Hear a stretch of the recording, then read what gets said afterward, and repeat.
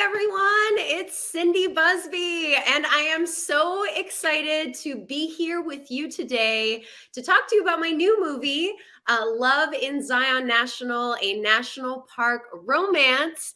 And it's going to be on the Hallmark Channel. And because this is a special moment, they sent me a couple questions for me to answer about the movie, and I thought it would be awesome to do it together. So let's get started. Question number 1. Love in Zion National, a national park romance, is another national park series, and I play Lauren, an assistant curator who travels to Zion National Park. Can I share more about what brings her to the park? Well, Lauren works for the Denver Museum of Natural History, and they have been donated these Anasazi vases. And while working and looking further into the vases, she discovers that there's something a little bit off, and that maybe, just maybe, there might be a fourth vase, not just 3, but 4. And so she shares this news with her boss, and along with sharing that news, she also finds that the person who donated the vases has a nephew who wants to keep those vases. So we have to find a way to get the 4th vase before he does. And so Lauren takes things in her own hands and decides to go to Zion National to find the missing 4th vase somewhere in this massive park. But of course, Mrs. Hollingston, the one who gave the vases, kept a diary of when she found the vases. And so Lauren brings the diary along with her to help figure out the mystery of the missing vase. So that is her main reason for going. Not to mention, Lauren spent a lot of time going to Zion National Park growing up with her mom. So she feels like who better to do the job than her? All right, well, we're on to the next question number 2. During Lauren's stay at the park, she meets a local ranger, Adam Proudstar, a member of the Anasazi tribe, played by David Gridley, the one and only, and very handsome, might I say. Tell us more on how our characters' paths first cross. Well, Lauren thinks that because she spent so much time at Zion National Park growing up, she thinks that she doesn't need a guide or anyone to show her how to get around the park. And so she decides to venture on her own. And of course, in movie magic, she loses her way. And she finds herself at a dead end with no cell reception. People do not do this at home. And of course, Adam has been following her because someone put a little an idea in his head that Lauren might lose herself along the way. And so he makes sure to follow Lauren to make sure she doesn't do anything crazy, and saves the day and brings her back home. And that is how they first meet, which isn't exactly, puts Lauren in his good books, but don't worry, it gets better. All right, on to the next. Question number 3. Lauren and Adam connect in Zion as they search for a missing ancient vase. Ooh, what makes our character's journey special? Well, it's very special because Zion holds a very special place in Lauren's heart, and she knows that this adventure of finding the missing vase would be something that her mother would take to heart and really put all of her energy into. And Lauren grew up learning everything about the Anasazi tribe and knowing how important it is to find these relics and share them with the world so that people can understand the heritage and the culture and the history of the tribe. And of course, for Adam Proudstar, it's part of his heritage, it's part of his history. And who better to help Lauren find the vase than him? And he is so graciously brings Lauren to meet his grandmother, who grew up in the park and knows everything about the symbols. And she kind of leads Adam and Lauren with all of these a kind of guessing game. And she speaks in kind of hyperboles and all of this these fun trickeries, and she knows that Lauren needs to be in the park, and she's exactly where she needs to be. And she kind of foreshadows some things that happen in the movie. So Lauren and Adam need each other in this adventure, and they help each other find one another once again. All right, number 4. Lauren also shares a heartfelt connection to Zion with her mom. Tell us more about their relationship and how she motivated Lauren to take an interest in the Anasazi culture. Well, one of the things Lauren shares in the movie is how important Zion was to her mother, and she spent so much time there learning about the park and wanting to preserve the park and learning about the people who were there first and their history. And her mother really made that a part of Lauren, and that is what why Lauren wanted to study Anasazi culture and Zion and work in a museum. And so it's really important for her. And, one of the things that Lauren wants to keep, now that her mom is no longer with us, is keep the memory of her mother alive through the experience, and to preserve the park and preserve the relics. And she just wants to make her mother proud. And so she decides to go on this adventure, which is really important. All right, number 5. Lauren realizes that Adam is the perfect person to join her on her mission. How does each of their own expertise of the park and Anasazi vases help them work together? Well, Lauren is, adventure hungry, and she's on a mission, and she wants to get this done. And she's willing to do this on her own if she has to. And Adam knows that is a ridiculous idea, that he needs to be there. And his grandmother would not be very happy if Adam didn't join Lauren on this adventure as well. So partly the reason he does it at the beginning is because he wants to be of service, and he wants to represent his people and do what his grandmother wants him to do, because she would not be very happy if he didn't join Lauren on this adventure. And Lauren, has a lot of expertise through what her mother passed down to her, and studying and working at the museum. And so together they just form like the perfect alliance of going on this really cool adventure. I kind of relate it to like a sort of like Indiana Jones, like finding that missing object. And that's one of the things that I love the most about this movie, is that it's a real adventure, and like every inch of the movie they're like learning something new, and it's like, no, it's not this way, it's that way. Oh, it's not that, it's that. And it's like it's constantly keeping the audience on their toes, which I find really, really interesting. And I know that the audience is really, you guys are all going to love that part of the story. Okay, on to number 6. While Adam and Lauren hike through the Red Canyon, he teaches her to be present and enjoy the beauty of nature. Do I have a favorite location we filmed at? Wow, I mean, all of them.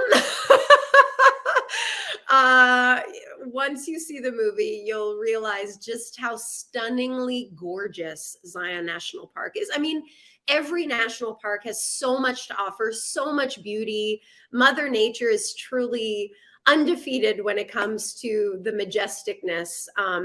But Adam really shows Lauren that sometimes you got to take your nose out of your phone and put the laptop down, put the book down, and just see what's right in front of you. See the beauty that is. And sometimes the newest clue will be right in front of you, because there's only so much you can see or find, but sometimes what you're looking for is right before you.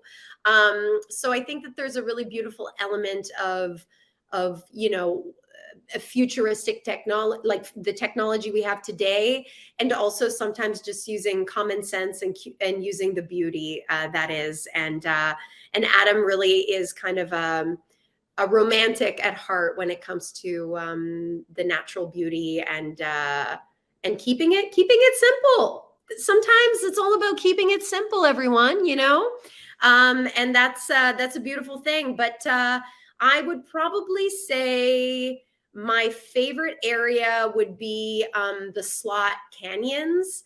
And so there's kind of a scene where we're walking through these slotted canyons where it's like really small, but you can see the sky through these canyons, and it's just like you don't even know where it's going to lead you next, because every corner is like a new section. And it was so cold in there too. It's like it just kept the cold air in there. It felt like we were walking in a refrigerator, but it's just unbelievable to think that that was created by nature. And it's just like overwhelmingly beautiful. And to get to this location, we actually had to drive about 15 minutes in. So like you can't even get there unless you have like a specialty car that can like go off road, and we're like bouncing around. And so that was really cool to get to see that. And then there's also a camping scene where we're on a ledge of a cliff and you just see all of the park behind us. And I think that is just going to be so beautiful on camera. And I can't wait for y'all to see. All right, number 7, viewers will enjoy Lauren and Adam's journey as they try to solve the mystery behind the vases. Can I choose one scene I can't wait for viewers to see? I mean, this is tough. It's like having me choose between which child is my favorite. I can't choose. But if I had to choose, which I do, I would choose the snake scene. I know you're probably thinking the snake scene. So, as we all know, when we walk around in nature, there's animals, lions and tigers and bears. Oh my. And there's all the things around you. And Lauren and Adam find themselves in some hot water. And there's a snake that shows up. I'm not going to tell you more about it, but I just thought it was kind of like a scary scene, but also kind of a funny scene because of the way we handle it. And yeah, it was a really fun scene to shoot. And of course, no snakes were harmed in the making of this movie. And and we didn't actually have a real snake on set, but it looked real, and that's all that mattered to me. So I hope you enjoyed that scene as much as I enjoyed filming it. Number 8. Oh my goodness, I can't believe this is the last question. Time flies when you're having fun. All right, number 8. There are many fun places that Lauren and Adam explore as they explore Zion National Park. Who in the cast would be the best person to navigate a hike? This is a tough one because, of course, we're all playing characters in a movie. But if I had to choose, I think Mrs. Proudstar, Adam Proudstar's grandmother, played by Monique Phillips, would probably be the best person. I was thinking about this, and then I was thinking back to our conversations, and she's like an amazing camper, hiker. Like she goes on hikes for days on end, and she rides dirt bikes, and she's like a real adventure type, and she does that with her husband and her kids. And I just loved hearing her talk about that behind the scenes. So she was definitely the first person I thought of when I thought of this question. And then my second choice, which is a really good one too, is actually our director of photography, David Dolnick, who also directed the movie that I shot in Yosemite as well. He is, first of all, an incredible director of photography. I mean, the movie speaks for itself. But he and his camera team always love, and they're like super adventurous when they're in the park. And when we have days off, they always go and hike and really take advantage of the fact that we're shooting away from home. And they always have the most incredible photos and videos that they shoot on their days off. And I always love seeing them like on Instagram and stuff, seeing what they share. So he would probably be another person that would definitely lead the charge and be a great person to have on your hiking team. I, on the other hand, don't think I would be. I'm really good at faking it, but I love a good hike. Don't get me wrong, but I wouldn't be the leader of the pack. But listen, I can handle it just like the rest of them. I can really enjoy my time and I won't be complaining. But I'll make sure that I have lots of water, always travel with water, snacks, and maybe some sunscreen and maybe extra socks. But yeah, they would definitely be my choices for that. But yeah, I would not choose myself. I can't believe we've already gone through all the questions. It's been amazing. But guess what? It's not over yet, everyone. We've got rapid fire game. What? Oh, yeah. And you know how much I love games. Okay, so to wrap this live chat up, I've got this rapid fire game. It's kind of like a this or that. That is inspired by Love in Zion National and National Park Romance, the movie that I'm in. So if you want, play along with me as I say the options. You can just kind of blurt it out at home and just say, what would you choose between this or that? And I'll try to do the same. It'll be kind of like we're playing together. All right, you ready? 3, 2, 1, let's do this. Spend a night around a campfire or looking at the stars? Oh, that's hard. I'm going to go with campfire. Oh, I'm a sucker for a campfire. I love it. I just love the warmth. I love marshmallows. I love chatting around the fire, but you know, the stars. Oh, that's a tough one. But I'm going to go with campfire. What did you choose? All right, next up, this or that. Work at a museum or as a park ranger? I'm going to go with park ranger on this one because just being outdoors all the time and being in nature, I just feel like it would be so fun to be out there. I know you don't need an explanation. I'm not good at this game because I end up talking too much. It's supposed to be rapid fire. Cindy, that's the title. All right, next. Hiking or rock climbing? Hiking, because I'm really scared of heights. All right, camp in a tent or stay in a cabin? Ooh, I'm going to go with cabin on this one. What did you choose? I just love the comfort of being in a cabin, you know, and the real bed aspect of it is a must. Relax in nature or walk through a city? I'm going to go with relax in nature. Again, I just love being around trees and water and the wind and all the animals and everything. It's just, there's nothing like it. And last but not least, bum, ba, da, ba, past or present? I'm going to go with present on this one because there's nothing more than the present. The past is great, but it's gone. It's not there anymore. So I'm going to go with the present. Everyone, this has been amazing. You are all so wonderful. I'm beyond grateful for each and every one of you. And before I go, I just want to give a big shout out to the cast and crew of this incredible movie. They did such an amazing job. We worked so hard to create this beautiful movie for you that I hope you all enjoy. I can't name every one of them, but you know who you are. So thank you so much for making me look good. And I just want to thank you all for joining me today.